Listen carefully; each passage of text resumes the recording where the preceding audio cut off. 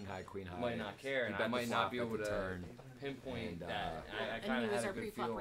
Yeah, it was blind on blind though. Really look like something that should be very much. But it was blind on blind. Like he's gonna true. have a little wider range. Ace tens, king queens, queen jack. So I called flop, called turn with ace jack, and then just thought I had enough showdown. Nice. And he did have king queen, so took down a little 1.5K pot. Yeah, blind with on blind, ace jack's nice. Very nice. So.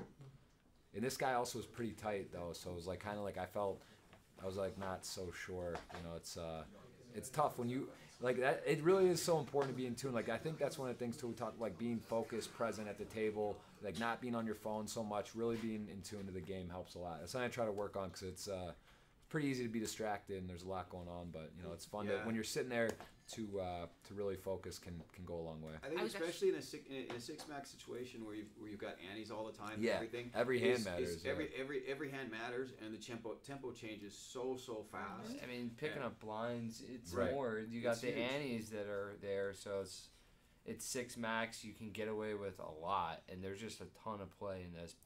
One, because you're deep, and two, because you're short-handed. Yep. I was actually talking about that a couple of times, how it did seem like you were really focusing on every play. You seemed to be keeping track of your chips and making sure you were staying focused and always had your eyes on and didn't see you on your phone very much at all. I was on I actually, because I know we're not allowed to watch, or they say not to watch the stream, but I did have a couple friends that were checking in and sending me like a few hands I were curious about. But I was, didn't have it up, and I think that is a nice rule to have. Not even just like to not have people on their phone, like to watch the stream, but then it just becomes like if everyone's playing at the TV table and everyone's on their phone the whole time trying to see, it's just like kind of weird. So I think that's a good rule to try to keep people off. Yeah, this was. There's a mixture. There was definitely a mixture of play today. I saw some good stuff. You could tell there were some qualifiers. And like this guy Brian England's very very experienced, really good player. I saw Aaron Rommelstein. There's some like super good players, but then some guys. There's a mixture of Saudi guys and right. all kind of people. So it's great.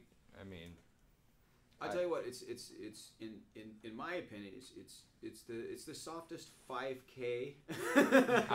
As far as cash games goes, like you're not finding that because it's much more similar to a cash game than it is a tournament. And it's you're putting in you're putting a whole bunch of people in situations they've never been in, and they may never ever be in again. Right. Yeah. A lot of these guys have never played, a 25-50 or 50-100, especially with an ante six max.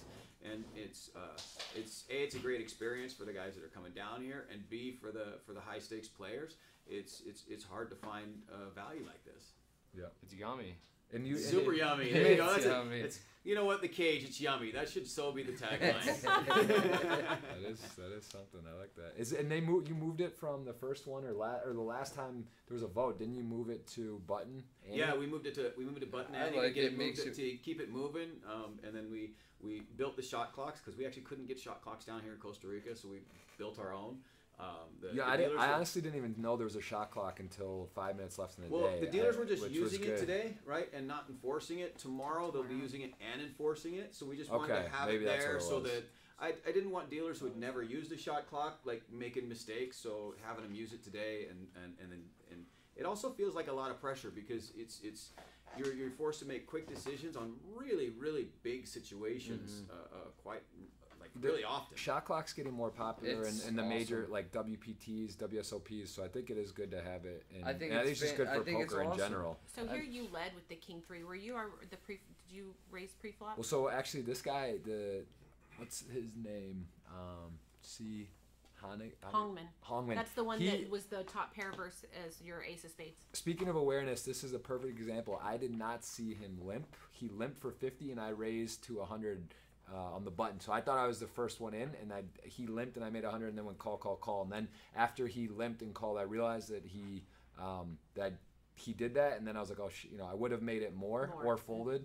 And instead now I was in a weird spot, and then I just had to decide, I didn't think Brian was that strong, and I just decided, was trying to see if I was going to fire again on the turn. I did decide to go for one more shot. Honestly, this is one of those spots where it was a little bit of a weird hand because I didn't see him limp, but the fact that, I had King 3 of hearts, I bet the flop, I got called in two spots.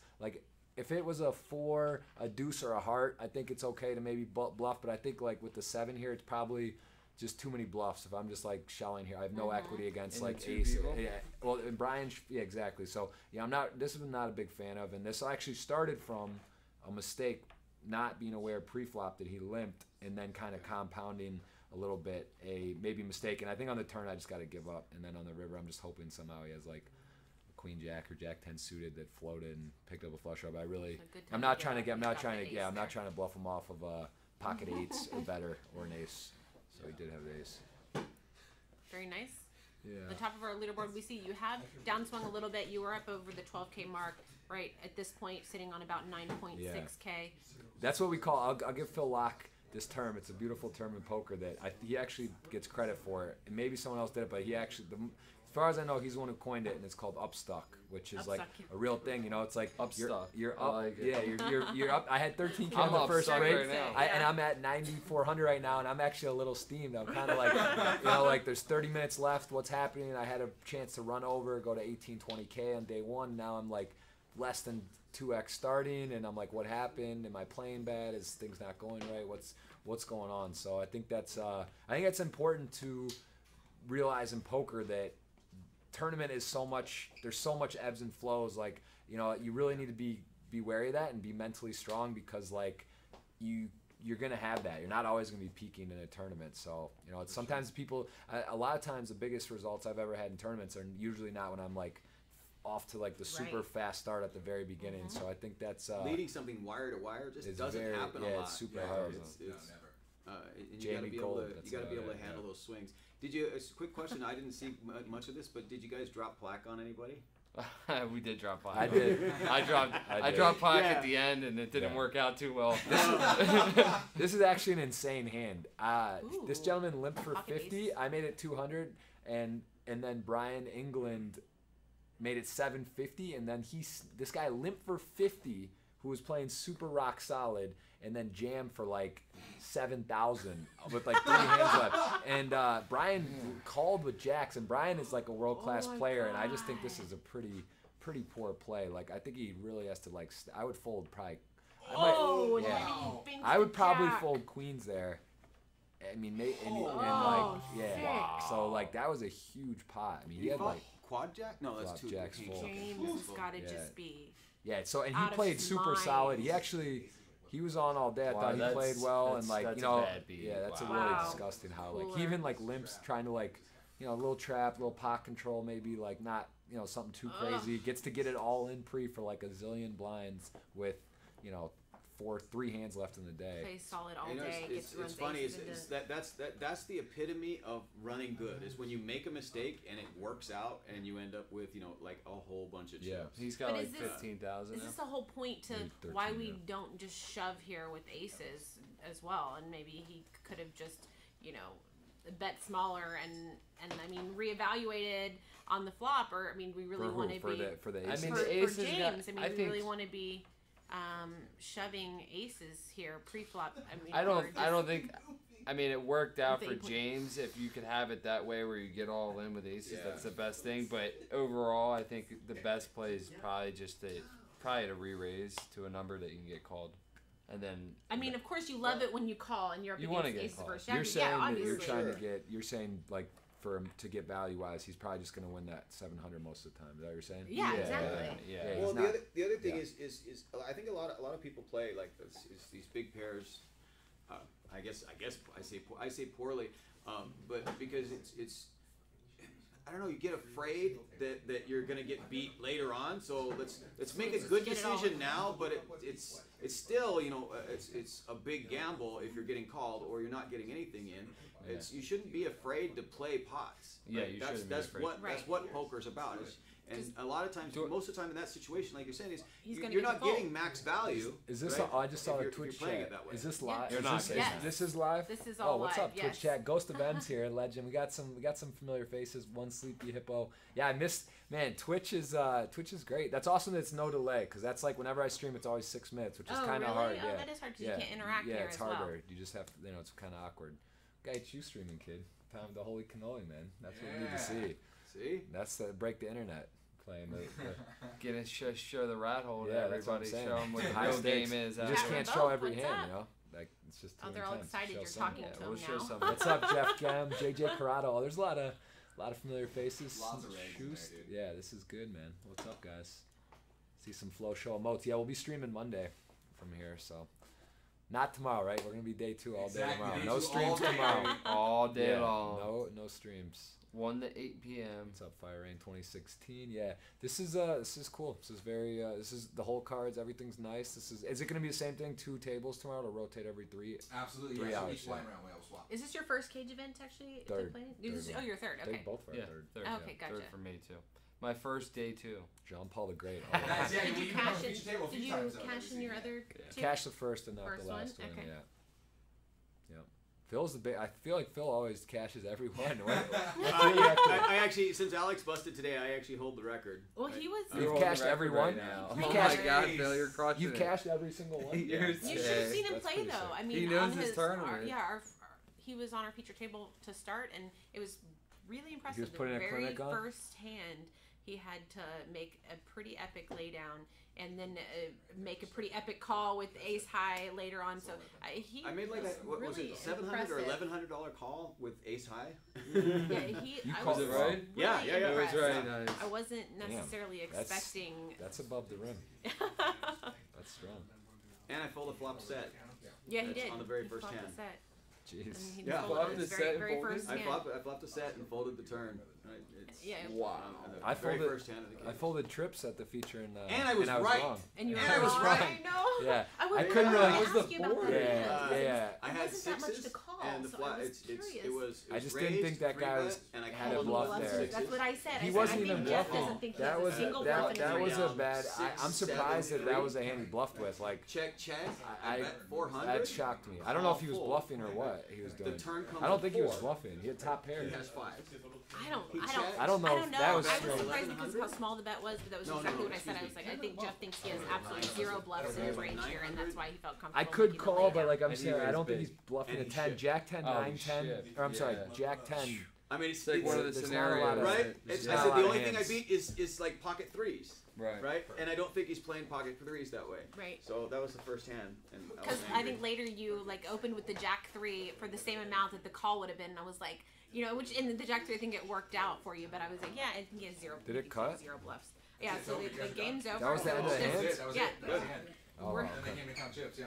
All right, We're are we still online? here. No, we're still here. Oh, You're we're not still here. here. We're like, We're okay, here. bye, yeah! We don't have to say, we don't say goodbye. You gotta actually close things up. Yeah, here. yeah. Well, when you guys do your thing, Yeah. and then I'm gonna get in there. We're gonna do that drawing for those tickets. Oh, that's right. sure, the for drawing. sure. Okay. So just remember, right? It's great to have you guys here. The one thing I want to say is you can win your seat down here. Come down here, party like there's no other party. Like we have a good time. It's definitely right. Like we probably are the only high stakes tournament that a guy made it to day 2 and didn't show up the next day because he partied so hard that night. Like Oh, it's that- the very first He time. didn't True come. story. He just didn't come. He didn't even show up. It's he had like $2,000 and blinded off for the whole second day. Right? That's how you know how to party right. That's awesome. And we're definitely having a good time, and it's a good meet and greet, and it's lots of good folks down here. And it's growing every single Single cage has one. gotten It's getting bigger, and bigger. it's. But the next one's PLO, right? The next one's PLO, and then I think it's in February we're going to do another Hold'em, and then I want to do a 6+. January, and then 2 months later I want to do a 6+ cage.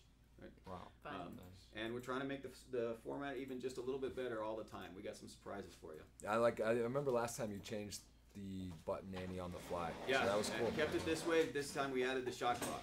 Nice. Shot clock's All right, well, key.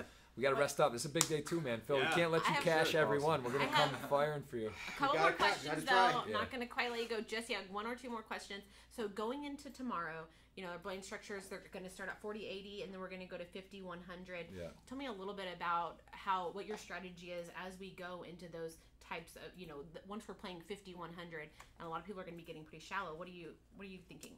Well, I mean, Phil's the expert. He's I'll got the tell you most what. I'll tell you what. experience The at the one day thing twos. that you said wrong. The one thing that you said wrong is people don't get shallow, right? Okay. It stays 80 to 100 big blinds average. That's kind of the way we set up the structure. So you play 100 big blind poker. The thing is on day 2s, you can put a ton of pressure because all of a sudden the money becomes real. It's like still people feel like they're playing for tournament chips right now, but tomorrow it's all of a sudden you're so closer. Yeah, you're so much closer to the cash. And it feels like you're playing for real money. When you make that, satellite winner is telling you $50 or $100, $200, and you get 6,000, 7,000. You don't want to, especially at the end, you don't want to walk away. You come down here, you're flying down to Costa Rica, the whole thing. You play for 2 full days, and then for sure, I'd agree.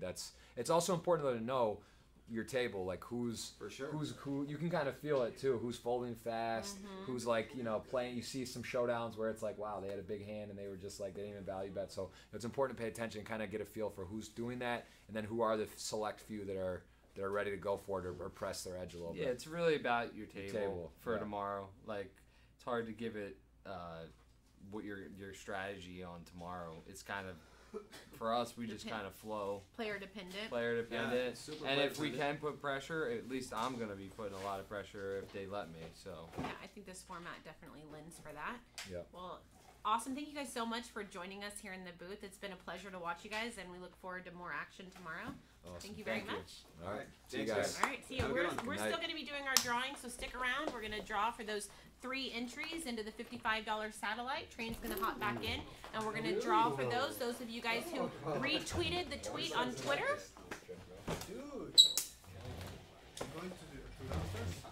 Boom. And we're back. I have the official tweet draw laptop. So again, one last time, you guys definitely get in your retweets right now. I'm going to pull out the phone. We're going to check here exactly how many of you have entered this. And what's going to happen is we're going to pick 3 random players. So coming over. Okay. So we're going to pick 3 random people who retweeted that tweet here. Did you retweet the tweet on Twitter? We're about to find out. Got to do it right now. Who's going to do it? Let's see. With 79 retweets, guys. Nice. Solid. That's solid. Healthy. Okay, so we're going to give away 3 tickets. And you know what? We love you so much. Juan already told me we can do it again tomorrow. We're going to do it again tomorrow. We're going to do it again tomorrow. All right, so you guys ready? Drum roll, please. Very first ticket right here. Dun, dun, dun, dun, dun. Ed Tiffany. Ed Tiffany is the first window here. We're going to go ahead. And your Twitter handle is BadKid420. We got you right there. Well, Bad Kid just won a good ticket. All right, so that is number 1. Number 2 drawing coming up here. Pick a random tweet. Let's do it. Number 2 is Brandon Burns said, "What is going on?" I happen to know that guy. He's actually from California. Oh, very nice. Brandon Burnstead in the house, and his Twitter handle is a clever Brandon Burnstead. So we will get him down. Yeah, look at that. Oh, look at that. Yeah, he's with Uriah Faber actually right there. That's funny. Very okay, nice. Cool. So we got him, and we are gonna redraw 1 more, guys. Here, hold up. And last but certainly not least. Dun, dun, dun, dun. Dun, dun, dun, dun. I mean, do we even give it to Jeff Boski, or do we? I think we redraw. I think we got to redraw. That's rigged. We're not going to give it to Jeff Boski, guys. We can't give it to Jeff. Jeff, we love you, but nah, bro. We're going to redraw again. I'm sorry. That's not happening. Jeff's going to be... Jeff, don't get mad. If you're mad, let us know. But well, you know what, Jeff? You can... actually, Tommy Howell is our next winner. So, Tommy Howell, you can thank Jeff Boski that you got in that one right there. And his handle is at ChawU44. We're going to take a picture of that. So you guys, if you're watching right now, go ahead and hit me up with a DM on Twitter, and I will make sure that you guys get the ticket deposited directly into your ACR account. You guys are all amazing. We appreciate all of you tuning in. It's been an absolutely fantastic day 1. Sure has. Absolutely. I mean, I'm Justin Kelly. This is Casey Mills. This is awesome. Thanks for joining us. Cage Day 1 tomorrow. See you tomorrow. Cage Day 2. All right, bye, guys.